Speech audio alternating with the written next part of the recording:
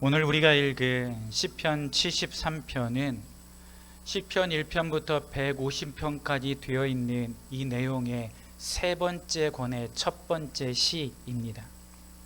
시편은 5권으로 구분시킵니다. 지금은 꼭 그런 건 아니지만 원래 신약자들은 시편 1편부터 150편까지를 5부분으로 나누었습니다. 이 5부분이 모세오경의 5부분과 일치한다라고 보았습니다. 오늘 우리가 읽은 73편의 앞을 보면 제3권이라고 되어 있고, 그리고 73편의 표제 제목은 아삽의 시라고 되어 있습니다. 여러분, 아삽의 시입니다. 시편 150편 가운데 저자 이름이 기록된 시가 얼마나 될까요? 이 시를 누가 썼다 라고 표현된 것이, 정확하게 기록된 것이 몇 편이나 될까요? 여러분들은 셀 필요가 없습니다. 101편의 시편이 저자 이름이 기록되어 있습니다. 어떤 사람이 시편을 제일 많이 기록했을까요? 다윗입니다. 그는 73편의 시를 기록했습니다. 그리고 두 번째로 시편을 많이 기록한 저자가 누구일까요? 아삽입니다. 아삽에 의해서 기록된 시가 12개입니다. 시편 50편과 오늘 우리가 읽었던 시편 73편부터 83편까지 12편이 모두 아삽이 기록한 시입니다. 여러분, 아삽이 어떤 사람입니까? 그는 다윗 왕 때, 솔로몬 왕 때 여두둔이라고 하는 사람, 그리고 헤만이라고 하는 사람과 함께 찬양을 담당했던 사람입니다. 처음에 아삽이 처음부터 그렇게 툭줄나지는 않았던 것 같습니다. 하지만 시간이 지나고 난 다음에 아삽이라고 하는 사람의 직위가 더 높아졌습니다. 그래서 찬송을 담당하는 모든 사람들의 가장 뛰어난 사람이 아삽이 되었습니다. 역대하 29장의 말씀을 보면 이 아삽을 또 다른 말로 표현을 하고 있는데, 그를 선견자라고 부르기도 합니다. 그러니까 그는 단순히 성전에서 찬양만 담당했던 사람이 아닙니다. 믿음과 신앙이 뛰어났던 사람입니다. 그 마음을 가지고 하나님 앞에 찬송을 올렸던 사람이 아삽이라는 것이죠. 아삽의 시를 보면 모든 내용이 다 절대자이신 하나님께 향하고 있습니다. 하나님을 찬양하는 것이 아삽이 기록한 시의 전부입니다. 그런데 다른 성경과 다른 본문과 조금 다르게 아삽이 기록한 이 시편, 시 내용 가운데 하나님을 지칭할 때는 언제나 아삽이 엘로힘이라고 하는 말을 씁니다. 무슨 뜻입니까? 하나님께서 이 세상을 주관하신다라고 하는 것을 강조하기 위해서 아삽은 의도적으로 여호와 하나님을 말할 때 엘로힘이라고 하는 것을 사용합니다. 그래서 아삽의 모든 시들을, 12편의 시들을 다 읽어가다 보면 하나님이 세상을 주관하시고 다스리신 분이심을 찬양합니다. 여러분, 하나님을 어떻게 찬양합니까? 73편에서 하나님을 우리가 어떻게 찬양하는 것이 맞습니까? 우리 삶의 모든 복의 근원임을 알고 하나님께 감사하고 찬양해야 됩니다. 그런데 오늘 우리가 다 읽진 않았지만 1절부터 마지막 28절까지 이 전체를 살펴봐야 되는데, 1절에서 아삽이 이렇게 고백합니다. 하나님이 참으로 이스라엘 중 마음이 정결한 자에게 선을 행하시나 라고 말합니다. 어떻게 보면 이 뉘앙스가 굉장히 하나님을 높여드린다라고 생각할 수 있습니다. 여러분, 하나님이 어떤 분이십니까? 좋으신 분이십니다. 천지를 만드신 전능하신 분이십니다. 아삽도 하나님을 뭐라고 고백하냐면, 하나님은 참으로 좋으신 분, 정결한 자에게 선을 베풀어 주시는 분이라고 말합니다. 이 말 속에는 세상을 살아가고 있는 의인들은 하나님 때문에 복을 받고, 악한 자들은 그 행한 것 때문에 벌을 받아야 된다라고 하는 생각이 담겨져 있습니다.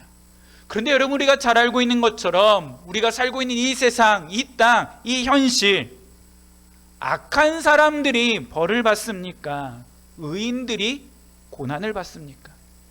악인이 형통하고 의인이 고난을 당하는 경우가 우리가 볼 때 훨씬 더 많습니다. 여러분, 이 시편은 지금으로부터 약 3000년 전에 기록된 시입니다. 3000년 전에도 아삽이라고 하는 사람이 생각할 때 의인보다는 악인들이 형통하는 것을 보았습니다. 왜 그럴까? 그래서 하나님께 질문하는 것이죠. 하나님 좋으신 분인데, 하나님이 선하신 분인데, 전능하신 분이신데, 세상을 주관하시는 분이신데 왜 악한 사람들이 더 득세합니까? 왜 의인들은 세상에서 이렇게 힘들고 어렵게 살아갑니까? 하나님을 믿는 사람들이 왜 그렇게 육신의 질병 때문에 고통받고 있습니까? 그 문제가 해결되지 않습니까? 자녀들이 왜 그 앞날이 풀리지 않습니까? 안고 있는 문제가 왜 해결되지 않습니까? 이것을 하나님께 집중적으로 물어봅니다.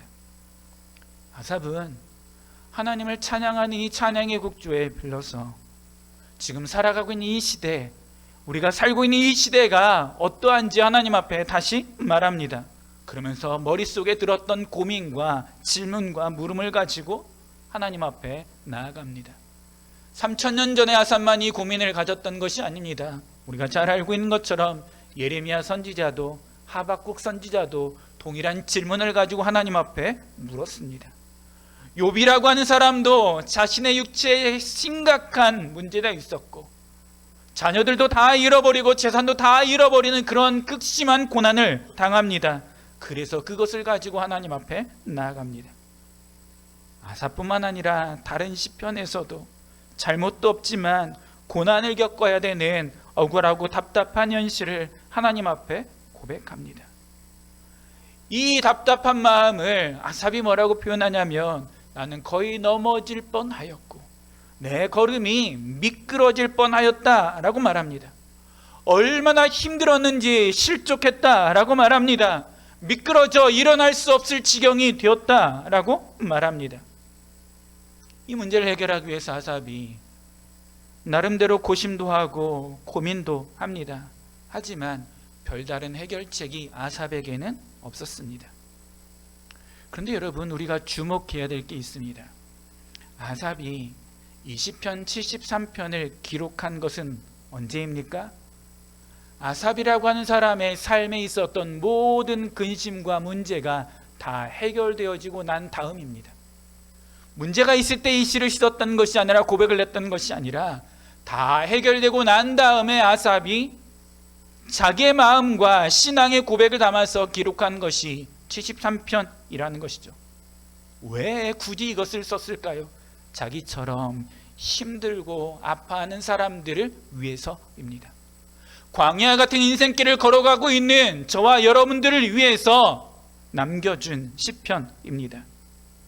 그래서 살면서 만나는 어려움과 문제 때문에 불평하고 원망만 할 것이 아니라 제대로 깨닫기만 하면 얼마든지 감사할 수 있고, 거의 넘어질 뻔해도 하나님이 오른손으로 붙잡아 주시고 주님이 나에게 다가오셔서 나를 일으켜 주심을 알게 된다라고 말합니다.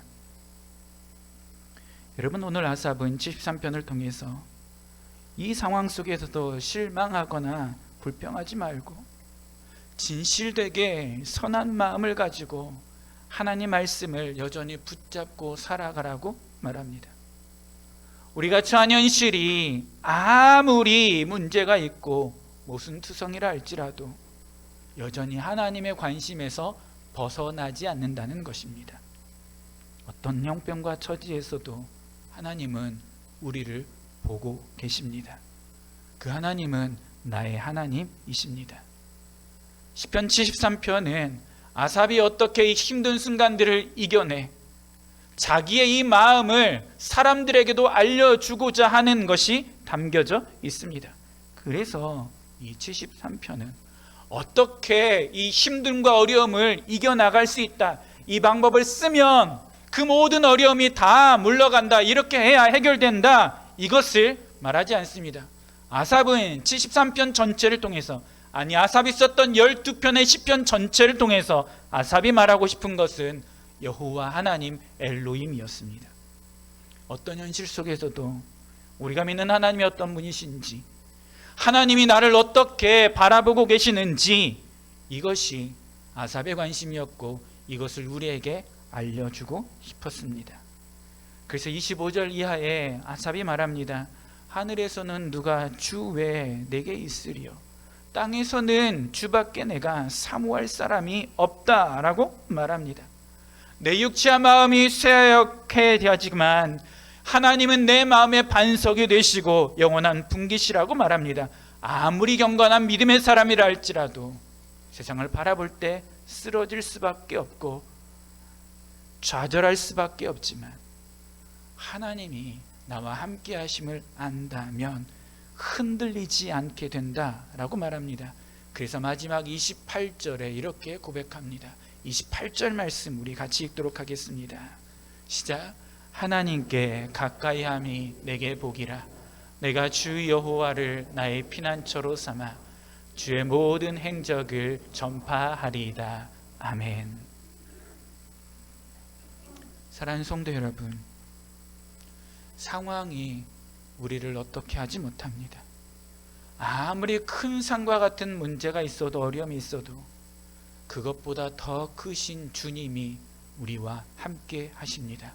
그래서 아삽은 주께 가까이 하는 것이 내 평생의 가장 큰 복이라고 말합니다. 문제 때문에, 상황 때문에, 형편 때문에, 육신의 질병 때문에 라고 변명하지 말고 주께 가까이 더 주님을 바라보고 살아가라고 말합니다.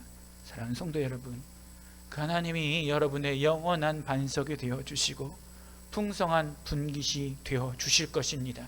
세상이 주는 복이 아니라 여호와 하나님께서 주시는 복이 오늘 주를 가까이 하는 백성들에게 차고 넘치게 될 줄 믿습니다. 하나님은 우리를 향한 사랑과 관심을 단 한 번도 거두어 가신 적이 없습니다. 내가 생각할 때 깊은 수렁에 빠진 것처럼 보여도, 내가 어려움 가운데 있어도, 내가 육신의 질병 때문에 눈물로 나아가도 하나님은 절대 하나님의 눈에서 나를 빼놓은 적이 없습니다. 그래서 그런 인생들을 향해서 아삽이 하나님을 바라보았더니 주께 가까이 하는 것이 나에게 얼마나 큰 복인지를 알게 됩니다. 사랑하는 성도 여러분, 누가 복된 삶을 사는 사람입니까? 주께 가까이 하는 사람입니다. 하나님께 가까이 함이 내게 복이라. 사랑하는 성도 여러분, 올 한 해 여러분들이 진짜 하나님을 가까이 할 때 엘로힘 여호와 하나님께서 내 삶에, 우리 가정에 어떠한 복을 주시는지 깨닫고 체험하는 은혜가 있기를 간절히 축복합니다. 하나님을 가까이 하는 사람, 하나님을 나의 인생의 피난처로 삼는 사람, 하나님을 가까이 하는 그 인생을 하나님께서 어떻게 지키시고 돌보시는지 저와 여러분들이 온 몸으로, 우리 전 인격으로 다 그 주님을 만날 수 있기를 간절히 원합니다. 세상 돌아가는 것을 보면, 악인들이 형통하는 것을 보면 시험 들 때가 있습니다. 그런데 여러분, 분명히 기억해야 될 것은 주님은 내 편이시라는 사실입니다. 주님은 나와 함께 하십니다. 사랑하는 성도 여러분, 우리가 사람을 보고 낙심하고 시험에 드는 것이 아니라 하나님을 주목하고 하나님을 가까이 할 때, 하나님의 그 영광스러움을 볼 때 주님이 내 삶에 어떤 복을 주시는지 깨닫는 은혜가 저와 여러분들에게 있기를 간절히 축복합니다. 세상의 것은 다 지나가지만 주님은, 하나님은 지나가지 않습니다. 영원함으로 우리 가운데 함께 하실 것입니다. 그 주님을 믿음으로 바라보고 올 한 해도 주께 더 가까이 나아가 승리하는 거룩한 백성들이 되기를 간절히 축원합니다.